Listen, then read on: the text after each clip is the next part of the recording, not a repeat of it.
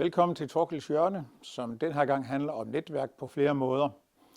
Temaet er netværk mellem afdelinger, og flere af jer har jo allerede gode og velfungerende netværk, hvor I mødes og hvor I sidder sammen og diskuterer erfaringer og problemer og løsninger.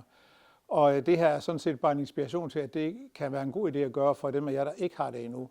Det er noget, som er med til at løse nogle konkrete problemer, hvis I har det, men det kan også være med til at sikre, at I faktisk har nogen at spare med på lokalplan. Så det er en god idé, og I vil blandt andet høre fra DHE om, hvordan man har gjort det på Fyn, hvor man har haft det i mange, mange år.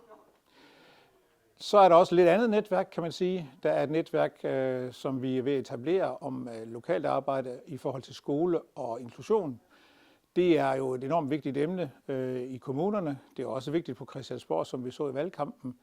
Og vi vil lave et netværk, hvor I får mulighed for at deltage og være med til at tage det med ud i det lokale arbejde, hvad det er, der foregår, og i øvrigt også at lære os, hvad der er af problemer. Det første møde i netværket er den 5. maj her i Høje Taastrup, men man må gerne være med og kan gerne være med, selvom man ikke kan komme til det møde. Vi vil følge op på det. Og så har der jo været folketingsvalg, og der er regeringsdannelse i gang osv., og jeg vil starte med at sige tusind tak for jeres indsats.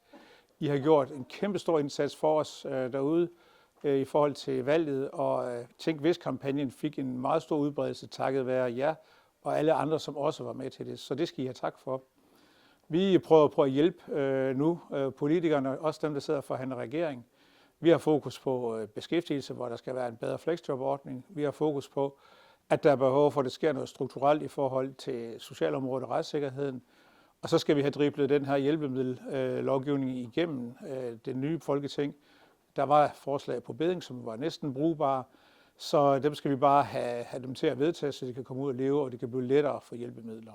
Og så vil jeg sige, at til sidst her, at I skal holde øje med, hvad der er af kurser og arrangementer. Der er flere af dem på beding, og der er jo også snart, møde i vores for vores afdelingsformænd. Dem skal I jo endelig få jer meldt til. Nu kan man ikke nå det i Aarhus, for det var den 18. april. Men man kan nå at komme med til møder i København. Mødet i København den 30. maj, som hvis ikke I har meldt jer til, jamen så kan I komme med der. Og ellers hold øje med kurser og så videre. Og så i øvrigt, tusind tak for jeres indsats. Tak for det store arbejde, I gør. Nu er det forår, og alting spirer frem, som det hedder i den gamle sang. Det betyder også, at det bliver lidt lysere, og humøret også bliver lidt bedre. Så god kamp derude med godt humør.